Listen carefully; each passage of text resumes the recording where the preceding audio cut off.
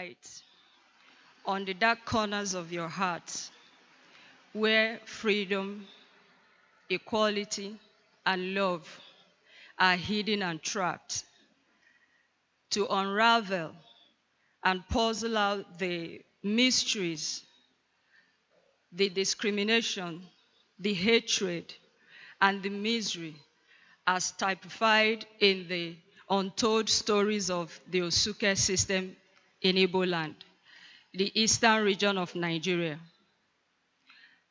The dehumanizing and discriminatory act called tradition are of three distinctive classes. The first is the Osu. We were told and we believe that they willingly dedicated their lives and services to the community deity and went further to pledge the faithfulness of their generations unborn. Therefore, they belong to the communities. The second class is the Ohu, which literally means slave. We were also told, and we also believed, that they were bought or acquired by well-to-do individuals in the then burgeoning slave trade market for the purposes of chores like farming, protection, which we see today as a bodyguard, and some other chores.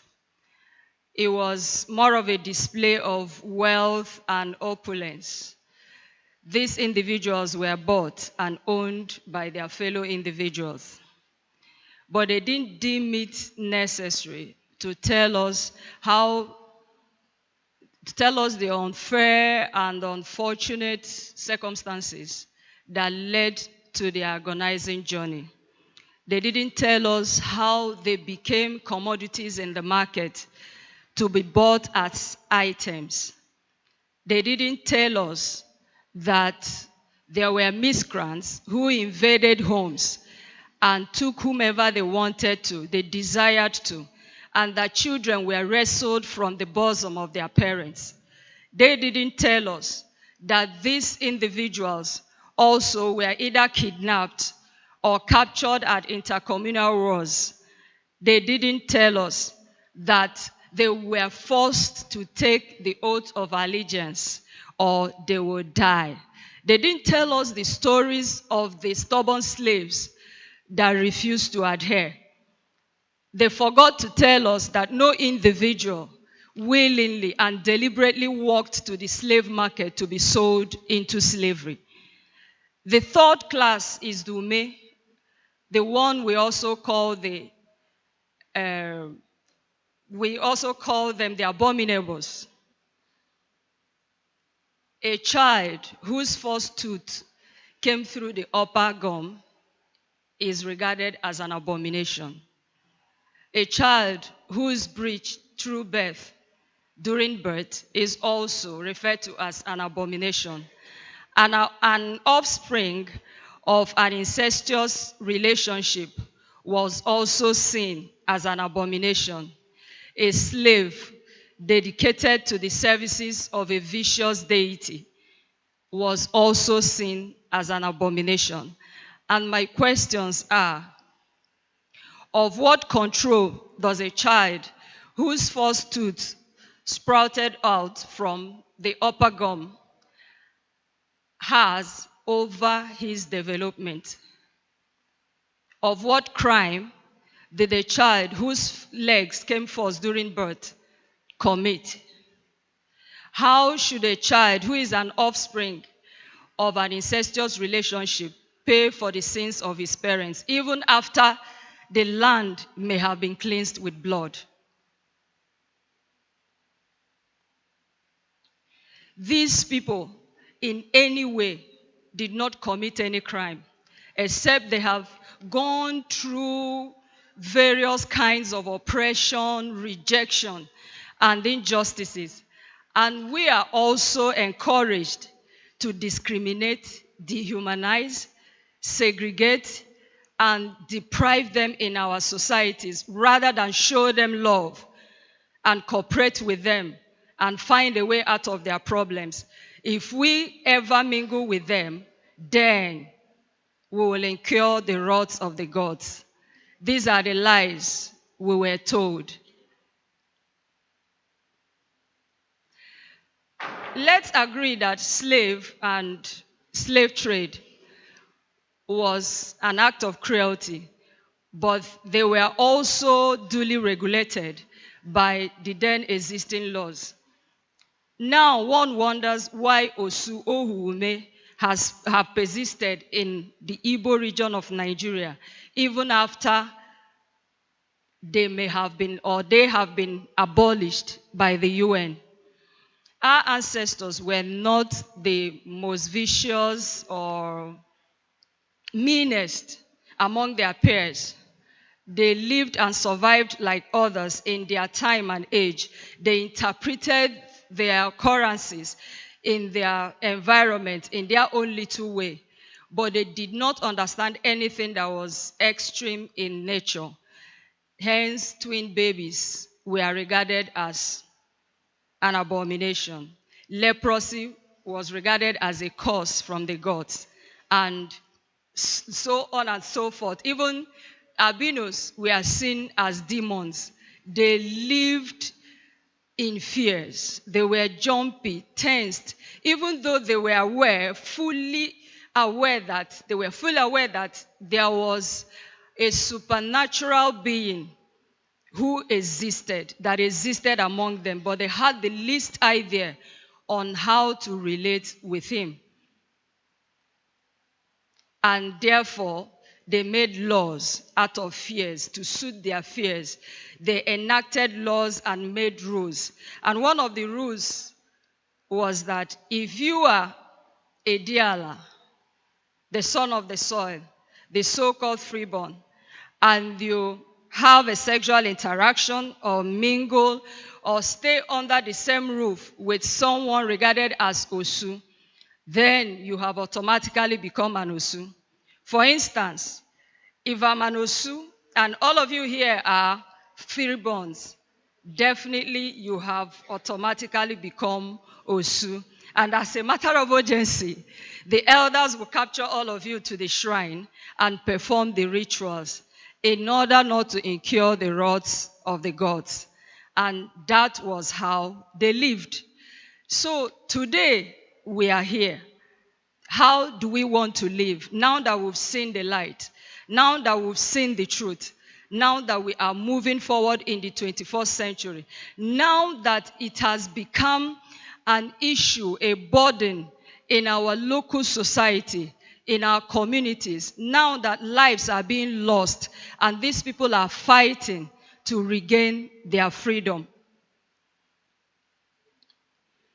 I've been in the field with my team. We engage the traditional rulers, the community people to reorientate them, to open up their eyes of understanding. And in one of our visits to a community called Awa in Uguta local government, their traditional ruler, Eze Ononuju, defined Diala as the same parents with Osu, Ohu, and Ume.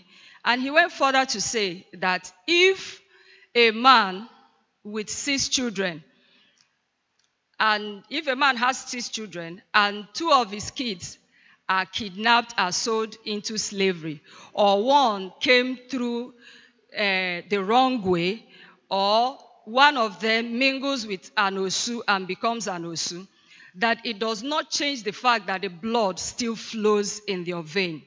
It does not change the blood. It remains your blood. And this takes us to those who keep saying that you must marry from your lineage. Some Igbos bring up the defense that the Bible says, those who claim to be Christians, that the Bible says you should marry from your lineage. You've been discriminating against your tribe, your blood, and your lineage. And that also brings another revelation to us.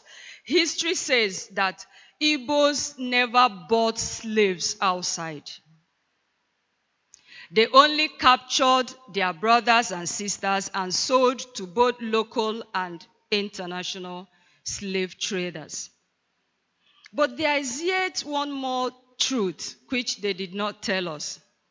They didn't tell us that the so-called Diala was also dedicated to the deities. So for those who say they are free, isn't truly free, because their ancestors were also dedicated to the Allah deity, which is one of the reasons why our group, the IFETACSIOS, are also advocating for Diala to be abolished alongside Osu Ohu Ume. The first reason is that Diala also has a spiritual and ritual bond with the Allah deity, just like the Osu Ohu Ume has with the Allah deity. So everyone belongs to the Allah deity in Igbo land. You claim to be a Christian, but you belong to the Allah deity because you practice the ordinances of the Allah deity. The second reason why we also advocate for the Diala to be abolished is because God created all human beings equal in his own image and likeness. The third reason is that we do not want to make the same mistake the UN made when they abolished slave trade. They abolished slave trade but did not abolish slave master. That is why white supremacy has persisted. You still have them over the blacks.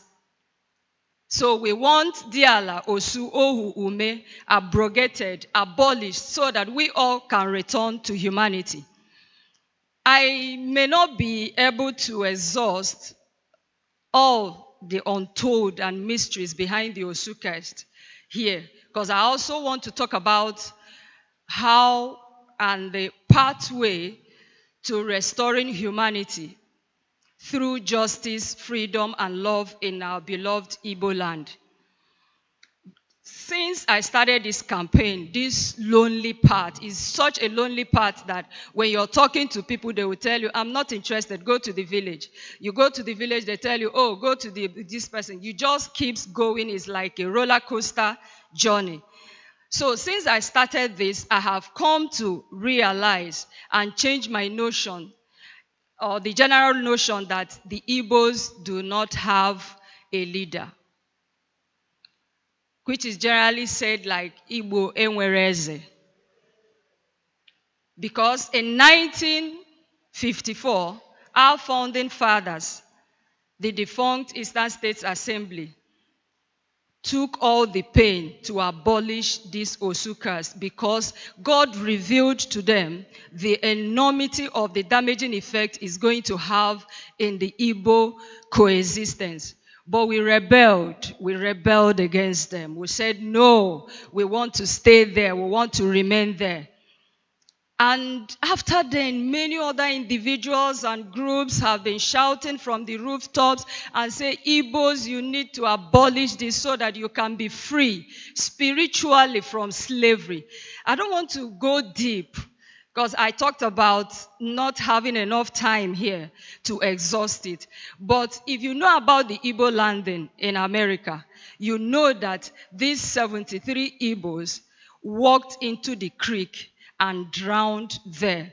They were chanting and cursing the Igbo tribe for selling them into slavery. They said they prefer to die than live a life of slavery in America. Are you surprised that we are the slaves? We are deprived. We are marginalized. And we are who we are in Nigeria today. To go further, what is the way forward? In 1959, Archbishop Obinna, you all may know him, he said in his village on the pathway, he saw an inscription, Osula, Osula. He couldn't make anything out of it until 1961, when God began to speak to him. He's an archbishop now, and he has used his position as a man of God to speak, to expand this message, and even the Catholic faithfuls still said no, they won't let go. And here I am today, inspired by God, to also illuminate your path on this same truth, this inconvenient truth, that we have to jettison this very culture. You know, many people have talked about how to get the youth, get this one, get this person together, and I've always narrowed it down to reorientation. If from the communities you don't have love, you don't have justice, you don't have freedom, we are going nowhere. If you don't love your brother, if you don't see him as your equal, there will always be a competition, and people will always sabotage each other. So what is the way forward? We are saying, let's jettison, let's abolish, let's abrogate, so that we can move into the present world. Many people have challenged me, just like they challenged our founding fathers in 1954, 65 years later. They said, be the first to pick them as a spouse. Go and marry them. Even though we have them everywhere, marriage is everywhere. And I have always also challenged them, which I am challenging them today again. If you show me one Diala Osu couple, or Diala Ume couple, or Diala Ohu couple that passed or are passing through unfortunate life issues just because one is Osu and one is freeborn, then I will show you 1 million Diala to Diala couple that are passing through worse situation in their marriage.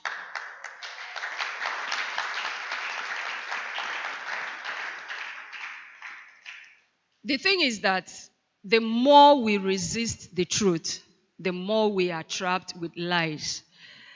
If we don't jettison this, if we don't abolish it, we will remain stagnant. There is no how civilization will come in. When you get to the village, in the issue of marriage is already conquered. And I tell people the major issue is not even marriage. When you come to my own community where I came from, they are denied and deprived of being the oldest man in the family, the oldest man in the village, the oldest man or the oldest person in the community.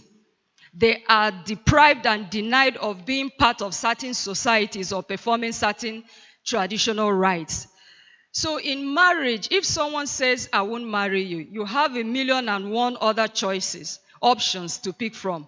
But if you are rejected in your own community, by your own people, where you were born into, there is nothing that can be compared to it. And that has led to the war that are going on in our societies now, in our communities. We've been going there to reconcile, to reorientate the people. And we wish that people like you will also join us to end this issue. It is true again that the solution to problem is always more dreadful than the problem itself. And that's why people resort to the shortcut. But if we come together, like people are scared of the bond between the Osu and the shrines. But the Diala also has a bond with the shrine. And the shrines or the deities haven't in any way killed any Diala for walking away from them.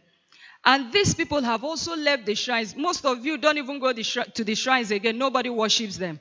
So why are we shying away from the truth? Why are we lacking the scruples to do the right thing?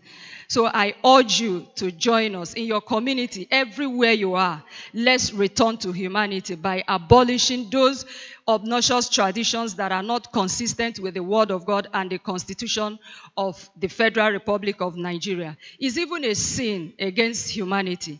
I just want to leave you with one word, that it doesn't matter who you are, black, white, green, no matter the color of your skin, your tribe, your ethnicity, there is none that is naturally or inherently more superior than other. Thank you.